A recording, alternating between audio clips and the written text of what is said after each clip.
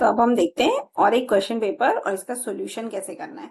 तो यहाँ पर एक क्वेश्चन दिया है कि using the data in the following table answer the questions given below. तो आपको क्या हुआ है, एक्टिविटी दी हुई है, activity A B C D and E, और इसका ड्यूरेशन दिया है 6, 8, 3, 5, 4 और प्रीडिसर्स दिया हुआ है। मतलब एक्टिविटी ए हमारी फर्स्ट एक्टिविटी हो सकती है, इसके बाद एक्टिविटी बी कंप्लीट हो गई तो हम लोग क्या कर सकते हैं, ए के बाद हम बी कंप्लीट कर सकते हैं। ए और बी एक्चुअली हम साथ में स्टार्ट कर सकते हैं बिकॉज इसका कोई प्रीडिसर नहीं है।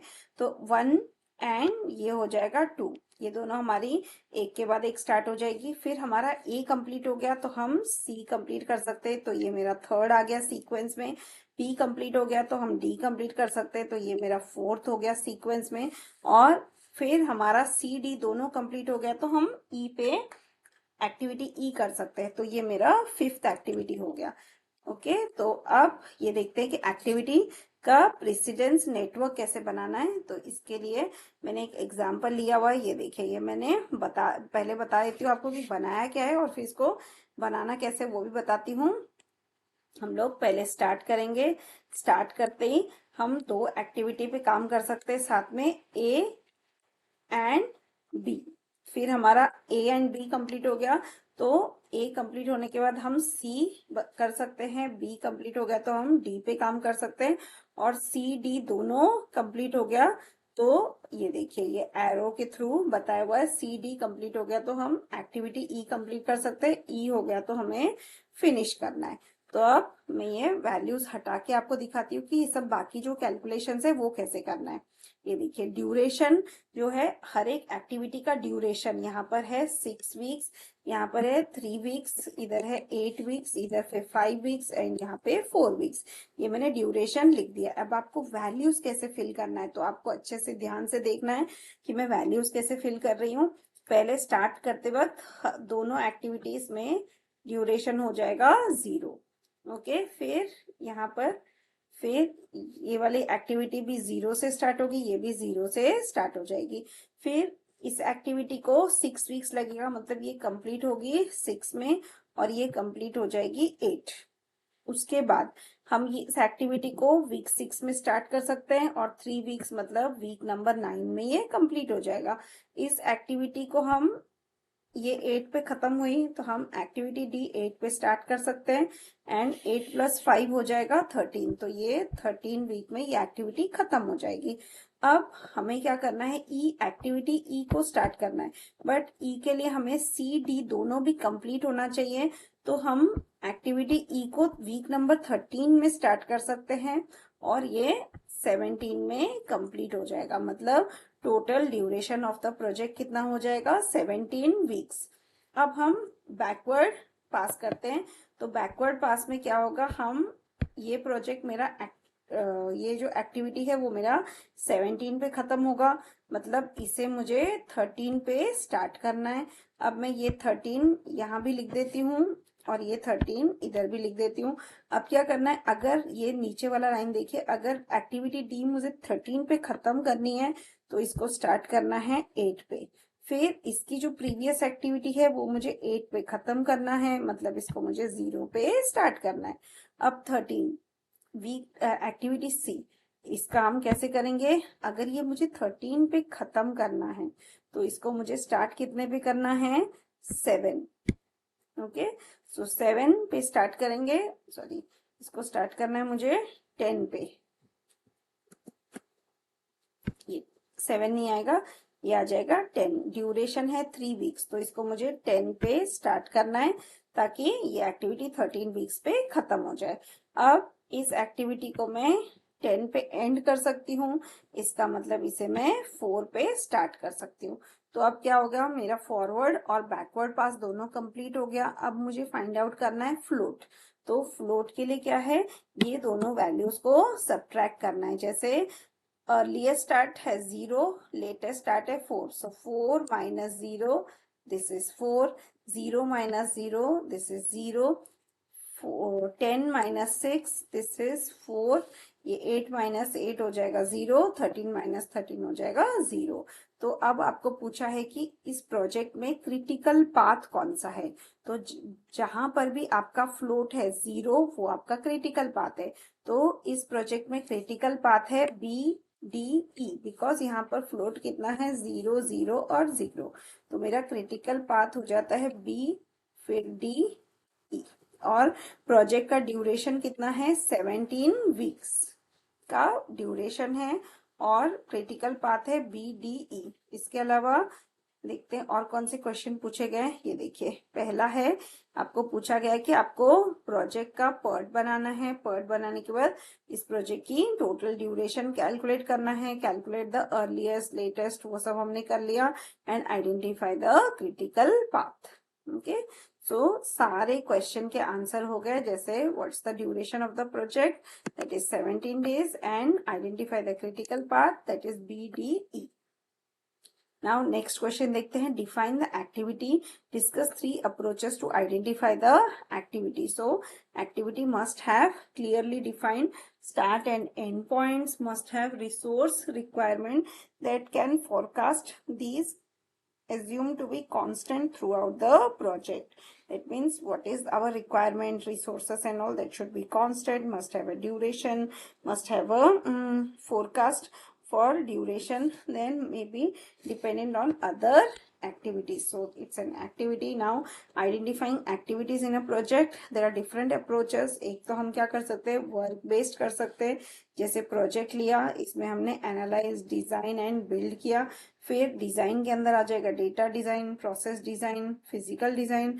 फिर डेटा डिजाइन के अंदर relationship, data analysis and logical data analysis. तो ये सब मेथड है। दूसरा है product based approach, we call it as PBS. तो पीबीएस का डायग्राम भी यहाँ पर है, ये देखिए।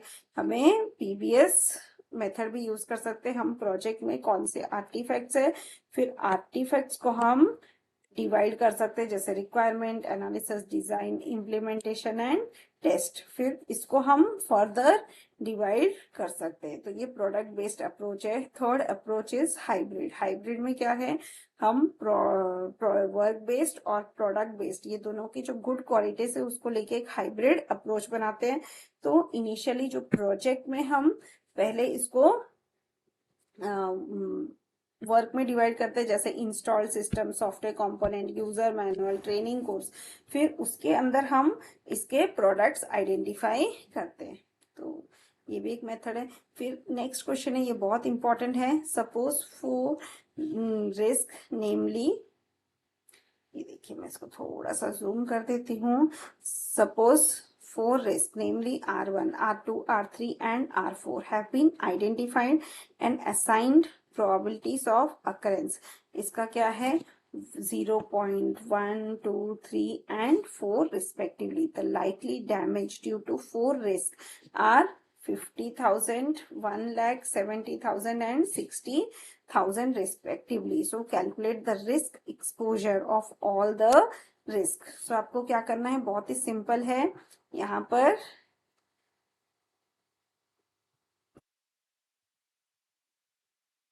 रिस्क एक्सपोजर का फॉर्मूला है potential damage into probability of occurrence. ये फॉर्मूला है, potential damage into probability of occurrence. अब आपको क्या लेना है, सारे रिस्क लेने हैं, risk 1, risk 2, risk 3 and risk 4। फिर इसके प्रोबेबिलिटीज दिया हुआ है 0.1, 0.2, 0.3, 0.4। लाइकली डैमेज कितना है, 50,000, 1,70,000 एंड 60,000। तो ये दोनों कॉलम्स को मल्टीप्लाई करना है, probability like into likely damage. So 0.1 into 50,000 ये आ गया 5,000, 0.2 इंटू 1 लाख आ गया 20,000, 0.3 इंटू 70,000 आ गया 21,000 और 0.4 into 60,000 that is 24,000। So you have got the risk exposure. फिर हम इसको ऐड करके यहाँ पर टोटल फाइंड आउट कर सकते हैं। तो आप कैलसी ले लीजिए, कैलसी से आप इमीडिएटली फाइंड आउट कर सकते हैं व्हाट इज द टोटल। ये देखिए मैं आपको कैलकुलेट करके भी दिखा देती हूँ। CALC कैलसी आ गया। कैलकुलेटर आपको एग्जाम में तो मैनुअली करना है, बट अभी मैं कैलसी से दिखा देती हूँ। यहाँ पर 5,000 plus 20 5,000 plus 20,000 plus 21,000 plus 24,000. Okay, so what is the total value? 65,000. यहाँ पर कोई गलती तो नहीं हो गई? एक बार फिर से करके देख लेते हैं।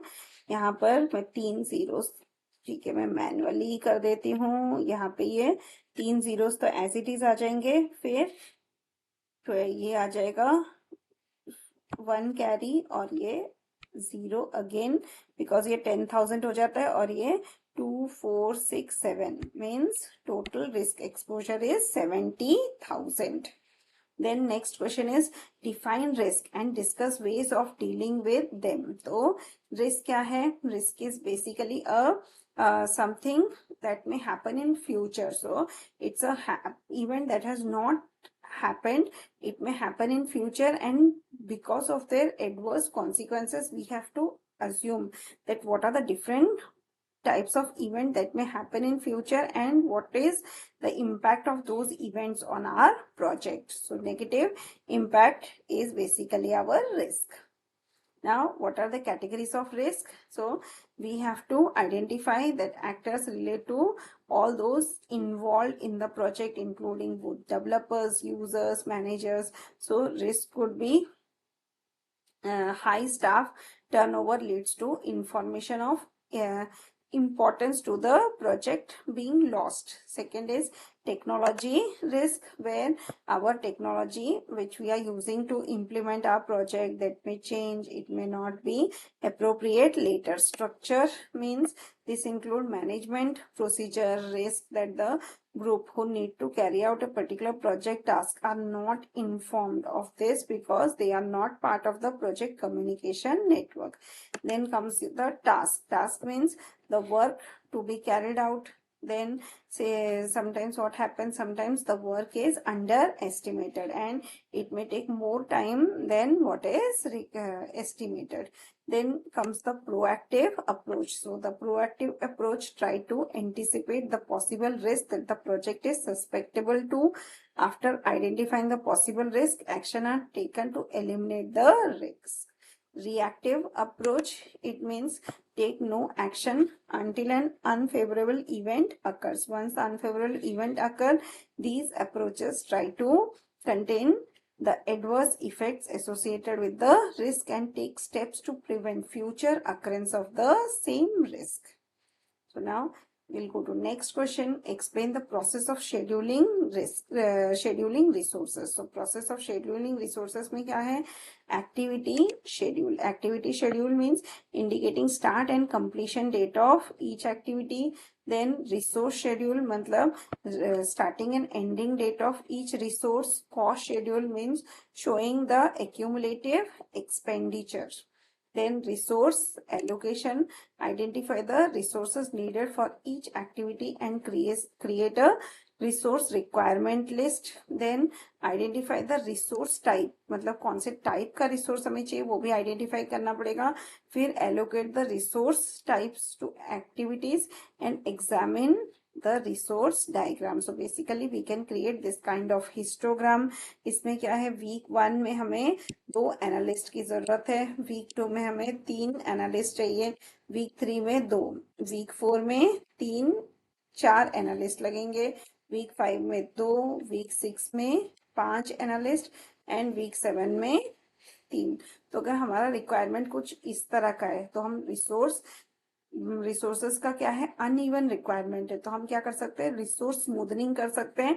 एक्टिविटीज को 7 की जगह 8 वीक्स तक एक्सपैंड करके थोड़े एक्टिविटीज को बाद के वीक्स में मूव कर सकते हो, जिससे क्या हो जाएगा, हम we will have an equal requirement of staff. So this is better. Okay, now discuss the factors to be taken into account while allocating individuals to task. So इसके लिए क्या है, allocating individual to task के लिए हमें देखना पड़ेगा availability, means who is free, who is having less work, or who is can be shifted from other project to this particular project. Criticality means we want to put our put more experienced staff on critical activity. Then risk means this is similar to the point above, but some activities could be of critical path. So for that we can give more people. Then training means if any training is required for the staff, so we can make that training available. Team building means we can actually ensure that all the people are working together, so they are working as a team. They try to coordinate among each other and do the work collectively. So with this we have completed one more question paper on unit 3. Thank you.